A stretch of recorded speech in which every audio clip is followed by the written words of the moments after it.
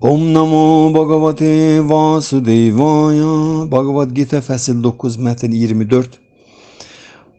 Fəslin adı ən məxfi bilik. Seminar mühazirəmiz davam edir. Dəyərli Bhagavad Gita'nın dəyərli dinləyiciləri, hamınızı xoş gördük. Ən məxfi bilik adlanır fəsil. Adından görürsünüz ki, söhbət gedəcək burada ən məxfi bilikdən. Və Krishna Arjunaya bunu fəslin əvvəlində deyir ki, Arjuna, mən sənə ən məxfi bilik verəcəm indi ki, sən onu dərk eləməklə maddi həyatın bütün istiraplarından azad olasın, ona görə ki, sən mənə paxıllıq eləmirsən. Deməli, ən məxfi biliyə kim layiqdir və kim onu dərk eləyə bilər? Kim ki, Tanrı Allah aleyhissə paxıllıq eləmir. Kim ki, paxıllıq hissindən təmizlənibdir. Paxıllıq duyğusundan. Və deyir, bu biliklər şahıdır, sirlər sirridir, o safdır və insana öz mahiyyətini dərk eləməyə imkan verdiyinə görə din kamilliyidir, bu bilik əbədi devam həyata keçirilməsi sevinç gətirir. Həmən biliyi Krishna Arjunaya izah elə gedir. Mətn 24, fəsil 9. Aham hi sarva yagyanam, aham hi sarva yagyanam, Bhoktacha prapurevacha, Bhoktacha prapurevacha, Natumam abhi jananti, Natumam abhi jananti, Tatvena taishchayavanti te, Tatvena taishchayavanti te. Beytin Azərbaycan dilində tərcüməsi. Bütün qurbanların yeganə sahibi və ağası mənəm. Buna görə də mənim həqiqi transendental təbiətimi tanımayanlar aşağı yuvarlanırlar. Bütün qurbanların yeganə sahibi və ağası mənəm. Buna görə də mənim həqiqi transendental təbiətimi tanımayanlar aşağı yuvarlanırlar. Bhaktivedanta Swami Srila Prabhupāda'nın qısa izahı. Burada aydın şəkildə deyilir ki, Veda ədəbiyyatında bir çox yagya növləri, yəni qurban mərasim növləri məsləhət görülür. Lakin bunların hamısı uca Tanrını razı salmaq üçün nəzərdə tutulmuşdur. Yagya, yəni qurban, Vishnu deməkdir. Vishnu. Bhagavad Gita'nın 2-ci fəslində aydın şəkildə deyilir ki, yalnız yagyanı, yəni Vishnunu razı salmaq üçün fəaliyyət göstərmək lazımdır. Varnaşrama dharma adlanan mükəmməl quruluş olan insan cəmiyyəti xüsusilə Vishnunu razı salmaq üçün nəzərdə tutulmuşdur. Ona görə də Krishna bu beytdə deyir, mən bütün qurbanlardan həzz alıram, çünki mən hər şeyin sahibiyəm. Lakin dərrakəsiz adamlar bunu bilmədən hər hansı müvəqqəti bir mənfəət üçün mələklərə sitayiş edirlər. Buna görə də onlar maddi mövcudiyyata düçar olur və həyatın məqsədinə çatmırlar. Əgər insanın hər hansı bir maddi arzusu varsa, uca Tanrıya dua etsə daha yaxşıdır. Hərçənd bu saf sədaqət deyil və beləliklə o arzusuna çatacaqdır. Bhaktivedanta Swami Srila Prabhupāda'nın beytdə izahı bax bu qədər idi. Bundan əvvəlki mühazirəyə kim qulaq asıbsa, 23-cü mətnin mühazirəsinə. Orada bunun ətrafında çoxlu danışmışıq. Biz indi də davam eləyəcəyik həmən mövzunu. Krishna bir şey deyir və onu inkişaf elətdirir. Hər tərəfdən, sağdan, soldan onu öz fikirlərini deyir. İndi burada deyir ki, bütün qurbanların yeganə sahibi və ağası mənəm.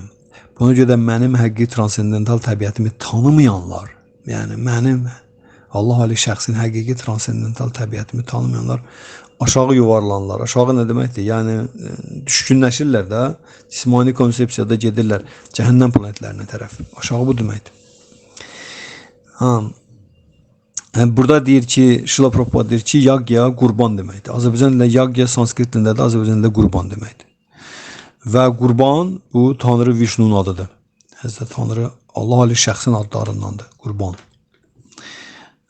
Burada deyir, yagya Vishnu deməkdir. Tanrı deməkdir. Vishnu kimdir? Tək olan Allah. Allah Ali şəxs. Krishna, başqa adıdır. Vishnu deməkdir. Və bütün qurbanların da yeganə sahibi. Krishna deyir, yeganə sahibi və ağası mənəm. Bunun başa düşməyə ehtiyac var. Ne üçün Krishna deyir ki, bütün qurbanların yegənə sahibi olası mənəm. Bu ona görədir ki, əvvəlki mühazirələrdə bu məsələyə toxunmuşduq. Mən indi də bunu xırdalamaq istəyirəm. Qısa, yəni bu mühazirəmiz qısa olacaq. Çünki ne üçün? Ona görə ki, qurban, ümumiyyətlə qurban nə deməkdir? Qurban anlayışının arxasında duran nədir və ne üçün qurban Tanrıya olmalıdır və ne üçün Krishna deyir ki, qurbanların yeganə sahibi vası mənəm. Baxırsınız, məndən başqa yerdə qalan qurbanların hamısı Krishna bəyənmir.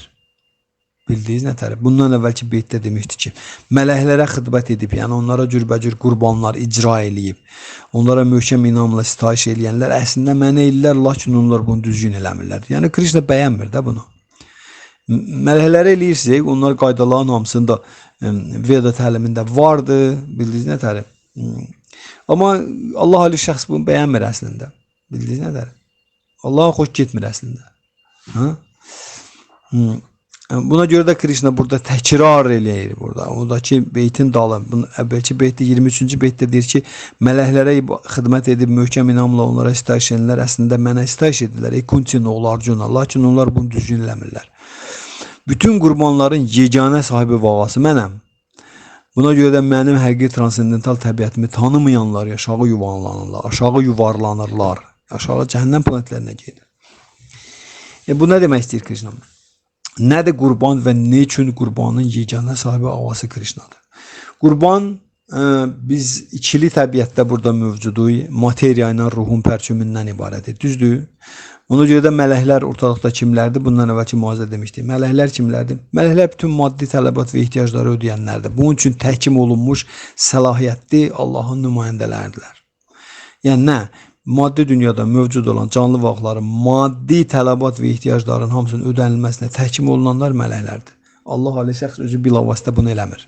Amma mələklər hər şeyi hardan götürürlər? Allahdan. Allahın anbarından, skladından götürürlər, verirlər də. Çünki hər şey ona məxsusdur. Mələklərin heç nəyi yoxdur burada bizim kimi. Mələklər də bizim kimidir.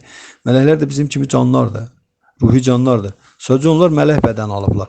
Və bizim burada nəyimiz var? Heç nəyimiz. Hər şey Allaha məxsusdur. Hər şey. Mələklərin də hər şeyi Allaha məxsusdur. Özdən onların bədənləri də Allahındır, onların yaşadığı planetlər də Allahındır. Onların bütün malik, hər şey Tanrıya məxsusdur. Mələklər də nəyisə eləyirlərsə, verirlərsə də Allahdan götürürlər, verirlər. Özlərinin məxsus onlara məxsus olan bir şey deyil. Deməli, mələklər insanların cismani tələbat və ehtiyaclarını həyata keçirmək üçün təhkim olunmuş nələrdir? Məsuliyyətli və səlahiyyətli şəxslərdir. Deməli, biz iki enerjinin birləşməsindən ibarət olduğumuza görə, yəni özümüzü maddə ilə, cisimlə eyniləşdiririk, bədənlə, mən bu bədənəm. Amma əslində isə ruhi təbiətdə canlıq. Və bizim bu maddə ilə özümü eyniləşdirməyimizin təmin eləmək üçün mələklər təkim olunublar da, düzdür? Bu maddi bədənimizi təmin eləmək üçün. Ona görə də bizim günlərin bir günündə özümüzü cisimlə eyniləşdirməyimizə son gəlməlidir. Tədricən mələklərə də bu cür qaydalar, bu cür şeylər verilibdir, göstərişlər. Onlar da bu qaydalarla idarələr ki, bu canlı varlıq bir insan bədəninə gəlib çatanda tədricən bu özünü cisimlə eyniləşdirmədən uzaqlaşmalıdır. İnsan bədəni canlı varlığa məhz onun üçün verilir ki, o özünün cisimdən fərqli olduğunu dərk eləmək yoluna dursun. Və bu istiqamətdə də mələklər onlara kömək eləyirlər insanlara. Bildiniz? Ona görə də burada qurban anlayışının arxasında duran fundamental məsələ ondan ibarətdir ki, biz özümüzü cisimlə eyniləşdirərək həyata keçirdiyimiz fəaliyyətlərin əks nəticələrində itib batırıq. Cisimlə eyniləşdirəndə insan həyata keçirdiyi fəaliyyətin əks nəticələrində itib batır. O özünü unudubdur, özü barəsində biliksizliyə qərq olubdur. Özünü həddindən ziyadə cisimlə eyniləşdirir. Və əldə edilən nəticələrin hamısından, o yaratdığı nəticələrin hamısı onun öz çininə yazılır. Onun öz çininə, bizim öz çinimizə yazılır. Çünki bu bizim seçimimizdir. Biz özümüzü bədənlə eyniləşdirib bu əhval-ruhiyyədə nə həyata keçirdiriksə, onun reaksiyaları istənilən fəaliyyət axı reaksiya gətirir. Nitq vasitəsilə, əməllər vasitəsilə, nitq vasitəsilə əməl, bir də nə düşüncə vasitəsilə istənilən fəaliyyət reaksiya gətirir axı. Ümumiyyətlə istənilən fəaliyyət reaksiya gətirir, deyil. Bu reaksiyalar hara atılmalıdır? Canlı varlığın öz üzərinə yazılır, bildiniz. Amma bizim özümüzün ruhi təbiəti barədə bilirsizliyimiz xüsusilə də müasir insanlara aiddir bu. Özümüzün ruhi təbiəti barədə müasir insanlar heç nə bilmirlər. Heç nə. Ki mən bu bədən deyiləm sözünü müasir dövrün akademiyasındakı akademik də bilmir. Başa düşdünüz? O da qalsın ki, sıravi insanlar. Din xadimləri də bilmirlər.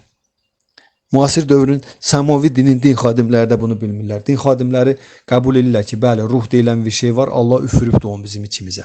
Amma əsas diqqət durub mən bədənəm üstündə, mən bu bədənəm. Ona görə də bunun istəyi cənnətdir. Cənnət bədən deməkdir, mən bədənəm deməkdir.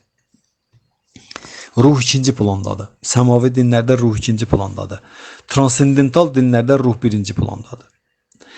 Ona görə də bu cür fəaliyyətin əks nəticələri bizim öz çinimizə yazılanda insan itib batır bunların içində, bildiyiniz nətəri.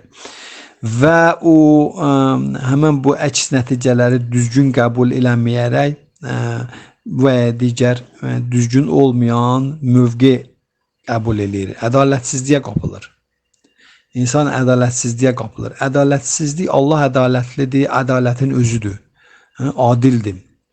Və hər bir şey onun ədaləti ilə idarə olunur maksimum, mütləq mənada. Amma ortalıqda ədalətsizlik anlayışı var. Ədalətin bərpa olması, bərqərar olması anlayışı var həmişə. Spravedlivost deyilir. Bunun səbəbi odur ki, biz özümüzü cisimlə eyniləşdirib, fiziki bədənlə eyniləşdirib, həyata keçirdiyimiz fəaliyyətin əks nəticələrinə düzgün reaksiya vermirik. Düzgün qəbul edə bilmirik. Baxmayaraq ki, daima müqəddəs yazılar gəlir, Peyğəmbər gəlir, imam gəlir, böyük şəxsiyyətlər gəlirlər ki, bizə fəaliyyətimizin, həyatımızın başımıza gələnlərə düzgün reaksiya verməyi öyrətsinlər. Amma bizim içimizdə bu düzgün reaksiya verməmək həmişə vardır. Və bu ədalətsizliyin kökü insanın özüdür. Ədalətsizlik insandan çıxır. Adil Allahdır, ədalətsizlik insandan çıxır. Bu insanın nə idi? İnsanın həyata keçirdiyi fəaliyyətində, dünya görüşünün, həyat tərzinin fəsadıdır. Və belə ədalətsizliyin fəsadları törür, gedir, ətrafda da ədalətsizliklər başlayır inkişaf eləməyə. Ona görə də insanın bu ədalətsizliyi Tanrıya qarşıdır. İnsan bu ədalətsizliyin son nəticədə Tanrıya qarşı yönəldir. Allahı günahlandırır. Bildiniz nətər son nəticədə? Nə üçün? Çünki o hiss eləyir ki, hansısa gözə görünməz qanunlar buna bu fəaliyyətin əks nəticələrini təqdim edirlər. Hansısa gözə görünməz, bunun başa düşmədiyi, dərk eləmədiyi qanunlar var ki, o qanunlar bunun üzərində hökmranlıq əldə edirlər. O qanunlar ona bunu verirlər də. Məsələn, insanın başına nəsə gəlir bugünkü gündə. Və o belə sual işarəsi kimi durub qalır ki, mən kimin toyuğuna daş atmışam, mən kimə nə eləmişəm, niyə gələ bu şeylər mənim başına gəlir? İnsan qıcıqlanır, qəzəblənir və s. narazılıqla dolur, hikkə ilə dolur, canım sizə desin. Və bütün bu şeylərin hamısı sonradan çevrilir başqa emosiyalara, başqa münasibətlərə, özünə və ətrafdakılara qarşı küllü miqdarda böyük burada itkilər baş verə bilir, düzdür? Və bütün bu şeylərin hamısının səbəbi odur ki, insan özü barədə biliksizliyə qapılıb, özü barədə, Allah barədə biliksizliyə qapılıbdır. Ona görə də cisim də ona məxsus deyil, cisimlə həyata keçirdiyi fəaliyyətlərin hamısı reaksiyalarını qəbul eləmək iqtidarında deyil və o ədalətsiz mövqe tutur. Müasir dövrdə bu çox parlaq şəkildə təzahür edir. Və insan bu cür ədalətsizliyi son nəticədə Tanrıya tərəf yönəlir. Ona görə də Tanrının belə bir dənə sözü var, baxın. Deyir ki, insan bu vəziyyətə düşdüyü şəraitdən narazıdırsa, insan bu gündə 99% demək olar ki, insan narazıdır. İnsan düşdüyü və digər şəraitdən narazıdırsa, deməli o onu həmən şəraitə qoyan qanundan narazıdır. Bax, mən səhərdən bax bunu danışıram. O qanundan narazıdırsa deməli qanunvericidən narazıdır. Qanunverici də mən belə narazı olan insanın yanına gəlmirəm. Gördünüz? Bax buna deyil. Bu baş verir. Başa düşdünüz? Belə olanda insan öz ədalətsizliyi Tanrıya qarşıdır insanın ədalətsizliyi. İnsanın son nəticədə ədalətsizliyi Tanrı. İnsan Allaha qarşı ədalətsiz mövqüdür. Nətər? Yəni onu günahlandırır. Özünün səbəbkar olduğu bütün problemlərin hamısının səbəbini Allahın üstünə yıxır. Başa düşdünüz? Bugünkü gündə bu çox parlaq şəkildə sayılır. Özündən qıraqda kimisə günahlandırırsan da belə sən Allahı günahlandırırsan. Məsələn, insan bu və ya digər probleminə görə özündən qıraqda kimisə günahlandırsa, atam günahkardır, anam günahkardır, qonşu günahkardır, ağcaqanad günahkardır, milçək günahkardır, hökumətin prezidenti günahkardır və s. günahkardır da özümdən qıraqda. Özümdən qıraqda tutduğum günahkarların hamısı Allahdır. O deyir, mən Allahı günahlandırıram, başa düşdünüz? Və insan bu ədalətsizliyinə görə, ədalətsizliyin miqdarında qurban icra eləyir. Qurban verməlidir. Qurban ədalətsizliyi kompensasiya eləmək üçündür. İnsan ədalətsizliyini başa düşmür və bu və ya digər qurbana gedir ki, o ədalətsizliyini kompensasiya eləsin. Və bu Allaha qarşı olduğuna görə bu cür qurbanı da Allah deyir ki, yeganə sahibi qəbul edən mənəm. Çünki ədalətsizlik mənə qarşıdır, Allaha qarşıdır. Başa düşdünüz? Ona görə də bu qurbanı qəbul edən o olmalıdır ki, biz onun qarşısında bu ədalətsiz mövqeyimizi kompensasiya eləyək. Bildiniz? Ona görə də deyilir ki, qurbanın miqdarı ədalətsizliyin miqdarı ilə düz mütənasibdir, üst-üstə düşür. Nə qədər ədalətsizliksə o qədər də qurban veririk. İstənilən müharibədə məsəl üçün qurban vermirsən, nə qədər ədalətsizsənsə müharibədəsən, o qədər də səndən qurban gedəcək, o qədər də qurban verəsən. Yəni bu qurbanla ədalətsizlik verdiyimiz qurban miqdarı ilə ədalətsizliyimiz üst-üstə düşür. Düz mütənasibdir. Bu olduqca vacib mövzudur. Bu barədə kimi sualı verərsə, kimisə daha dərinlik maraqlandırarsa soruşa bilər. Biz daha da geniş açıqlaya bilərik bunu. Biz bilməliyik qurban nə deməkdir. Gördüyünüz qurban bu deməkdir. Ona görə də qurbanı həmişə günahsızlardan verirlər. Günahlıdan qurban olmaz, günahlı öz günahını yaşamalıdır. Günahsız qurban gedir. Müharibədə də gedən qurbanlar adətən günahsızlar olur. İnsanlar heyvan qurban gətirəndə də heyvan günahsız heyvan deyirlər. Günahsız heyvan. Heyvan nə günah var ki? Bax, o günahsız heyvan götürürlər, qurban verirlər. Çünki Allah hər şeyin təmizini, pakını qəbul edir.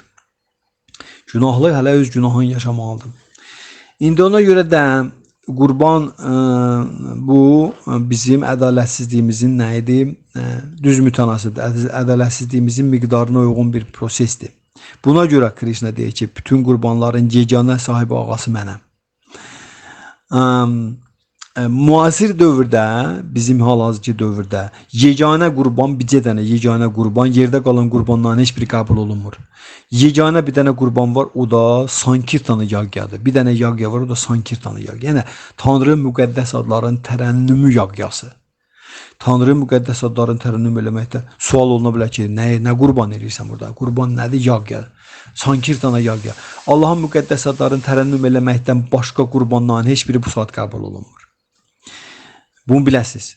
Ona görə də Allahın müqəddəs adların tərənnüm eləmək qurbanı nə deməkdir? Allahın müqəddəs adların tərənnüm eləmək qurbanının da arxasında duran qurban, burada qurban. Allahın müqəddəs adları qurban deyil. Allahın müqəddəs adları transendental alovdur. Transendental oddur. Od. Allahın bu saat adları od kimi gəzir planetin üstündə. Oddur. Yandıra-yandıra gedir. Bildiniz nətər? Ona görə planet bu gündədir. O transendental od yandıra-yandıra gedəcək hər şey. Düzdür? O transendental od qurban tələb edir özünə. Qurban. Od yanırsa ora nəsə atmalısan ki, o yanmaqda davam eləsin də. Yoxsa sönəcəkdir. Orada da nəsə qurban olmalıdır. Həmişə oda nəsə qurban atırlar. Məsəl üçün Agnihotra yaqyaları keçirdəndə ora atırlar dənli paxladı bitkilər, dənli bitkilər. Düyü atırlar, buğda atırlar. Sonra ağac, odun atırlar və sonra da onun üstündə ərinmiş yağ tökürlər, qi. Bax, bu qurban oduna tökülən şeylərdir deyirlər. Qurban edirlər bu şeylər. Müasir dövrdə od, o qi ilə yanan od deyil. Ərinmiş yağla və odunla yanan od deyil. Müasir dövrdə bizim üçün Krishna özünün müqəddəs adlarını alov kimi qoyub ortalığa, yandırır, yanır. İndi deyir ki, bura qurban eləyin, atın, bura qurban atın. Yansın bu, alov yanmaqda da. Siz bura qurban eləməsəniz bu alov sönəcəkdir. Nə hansı odu qoyub ortalığa? Özün müqəddəs adları. Tanrının müqəddəs adları alovdur, yanır, qurban mərasimidir, yağya gedir. Bildiniz nətər? Qurban mərasimidir. Yanan alov Tanrının müqəddəs adlarıdır. Tanrı öz müqəddəs adlarını alov kimi qoyub ortalığa, özüdür də. Burada necə dedi ki, bu satışla propadı? Yacna, yağya, Vishnu deməkdir. Yağya, qurban mərasimi od, Vishnu deməkdir. Vishnu kimdir? Krishnadır. Tanrı da özüdür. Tanrı müqəddəs adlarının onun arasında fərq var? Yox. Özüdür da deməli. Yağya burada Krishna, Prabhupadan dediğiniz aile. Prabhupada ki, Yağya Vishnu deməkdir. Yağyanı, yəni Vishnu'nu razı salmaq üçün fəaliyyət göstərmək lazımdır. İndi bu Yağyanı razı salmaq üçün ora nə? Qurban eləmək lazımdır. Qurban eləmək lazımdır. Bizə dedi ki, qurban nə deməkdir? Qurban bizim Tanrıya qarşı olan ədalətsizliyimizin düz mütənasib olan bir şeydir. Bugünkü gündə Krishna'nın yağyası, yəni Krishna, Vishnu necə təzahür edibdir? Özünün müqəddəs adları kimi. Bu alovdur. İndi bura atmağa lazımdır qurban. Nəsə qurban eləmək lazımdır ki, bu alov yansın, sönməsin. Ora qurban nədir? Ora qurban bizim ağlımızdır. Ağlımızı, insan ağlını qurban verməlidir. Bəslədiyi heyvan yox və yaxud da ki, başqa bir şey yox, ağlı qurban. Bu saat Krishna bizdən tələb edir ki, ağlınızı qurban verin. Ağlı da qurban eləmək nə deməkdir? Biz ağlımız ədalətsizliyi özünü nədə göstərir? Biz bugünkü gündə həddindən ziyadə materialist ağıl inkişaf elətdirmişik. Materialist ağıl. Ağlımız materialistdir, həddindən artıq materialistdir. Müasir dövrün insanların ağlı həddindən artıq, həddindən ziyadə materialistdir. Ona görə də planetin üstündə bugünkü gündə bu cür materializm inkişaf eləyibdir. Dırnaq arasında elmi texniki tərəqqi inkişaf edibdir. Elmi texniki tərəqqinin arxasında duran material və insanın materiya ilə özünə xoşbəxtlik qazanmaq istəməsi, maddiyyatda rifah yaratması, bax belə xariqələr yaratması, elmi texniklər yaratması Tanrıya qarşı ədalətsizliyindən doğur. O demək ki, Tanrıya qarşı ədalətsiz mövqe tutur ki, biz əziyyət çəkirik və bizim bu əziyyətlərə layiq deyilik. Biz bu əziyyətlərimizi material texniki, maddi texniki inkişafımızla neyəcəyik, onları minimaya indirəcəyik. Paltaryan maşın yuyacaq bizim paltarlarımızı. Kalkulyator hesablayacaq bizim əvvəlimizdən bütün hər bir şeyi. Kompüter yadda saxlayacaq bizim əvvəlimizdən hər bir şeyi. Biz buradan ora getmək üçün ayağımıza əziyyət verən deyirik. Biz maşın ixtira edib maşın üstündə gedəcəyik. Və bu Tanrıya qarşı üsyankarlıqdır əslində. Və bu Tanrıya qarşı üsyankarlığın arxasında bizim ədalətsizliyimiz durur. Və biz bu ədalətsizliyimizi elmi texniki tərəqqi vasitəsilə həyata keçirdirik. Bildiniz? Və bu bizim materialist ağlımız deməkdir. Ağlımız həddindən artıq materializmə qərq olubdur. İndi Krishna planeti gəzir, həmən o odla. Hansı odla? Özün müqəddəs adların transendental alovu ilə. Və deyir ki, oda, qurban verin. Qurban verin oda, bu od yanmaqda davam eləsin. Başa düşdünüz? O nə qurban, nə də ağlız. Ağlız, materialist ağlız. Kalyuga, dəmir dövrü insanların materialist ağlı onların başına bəladır bizim. Məhz bu ağlın sayəsindədir ki, insanlar bugünkü gündə, bu cür ağlın sayəsindədir ki, insanlar bugünkü gündə Tanrı'nın müqəddəs adlarını dinləməyə, Tanrı haqqında, Allah alişəsi haqqında söhbətləri dinləməyə nə vaxtları var, nə həvəsləri, nə maraqları var. Əksinə, əks şeyləri var, münasibətləri var. Bu cür ağla görə də başa düşdünüz. Amma müasir insan elə fikirləşir ki, onun vaxtı yoxdur, həvəsi, marağı yoxdur ona görə ki, o daha vacib şeylə məşğuldur. Belə deyil. İnsanlar bugün Hare Krishna mantrasını oxumağa gəlmirlər, Bhagavad Gita'nı dinləməyə vaxt tapmırlar, Şrimad Bhagavatamı dinləməyə vaxt tapmırlar. Hətta bu yolu qəbul edənlərdə də problemlər var. Tanrı'nın müqəddəs yerlərinə gəlməyə, məbədinə, məscidinə, kilsəsinə gəlməyə vaxt tapmırlar. Ona görə yox ki, onlar daha vacib işlə məşğuldurlar. Əksinə, ona görə ki, onlar həddindən artıq mənasız şeylərlə məşğuldurlar. O mənasız şeylər imkan vermir ki, insan mənalı bir şeyin dalınca getsin. Bildiniz? Buna görə də bu cür ağılı qurban verilməlidir. Biz ona görə Bhagavad Gita-nı öyrənirik ki, oxuyuruq, təkrar edirik ki, həmən bu ağlımızı həmən o materializmin əlindən alıb qopardıb Tanrının müqəddəs adları alovuna ata bilək. Və ağıl müqavimət göstərir. Ona görə biz Tanrının müqəddəs adlarını tərənnüm eləyəndə ağıl 100 oyundan çıxır. Bildiniz? Çünki ağılla ruh bir-birinə tamamilə kontur duran varlıqlardır. Ağılla ruh bir-birinə kontur əks durublar. Bizə düşməndirlər sanki. Ağılla ruh. Bunlar bir-birinə tamamilə əksdirlər. Müasir dövrdə xüsusilədir. Ona görə bu müharibədə kim qələbə çalıb, kim daha güclüdür. Yəni, ağıl ruha qalib gələ bilməz. Ruh daha qüdrətlidir. Ona görə də biz özümüzün ruhi təbiətimizi dərk eləməklə ağlımızı neynirik? Ağlımızı ram elə bilirik. Krishna deyir, mən ağılı verdim ki, insanın qurtuluşu aparsın. Onun ağıla kontrol elə bilsə. Ağıla kontrol elə bilməsə, ağıl onun qatı düşməninə çevriləcək. Və bugünkü kimdə? Bugünkü sivilizasiyanın, insanların ağlı onların qatı düşmənidir. Qatı düşmənidir. Qadınlı, kişili, hamısını. Qatı düşmənidir. Bunu görmək çox asan məsələdir. Bunu görmək üçün bəs eləyir ki, onların davranışına baxasan. Yeməyinə, içməyinə, giyiminə, keçiminə, sonra onun danışığına, dünya görüşünə, qarşılıqlı münasibətlərinə, başa düşdünüz, sonra yaratdıqları şəraitə, bütün bunların hamısına baxanda görürsən ki, insanın ağlı onun düşmənidir. Vərdişlərinə, əməllərinə, bunların hamısı deyir ki, insanın ağlı, müasir dövrün insanın ağlı 100% düşmənidir, qatı düşmənidir.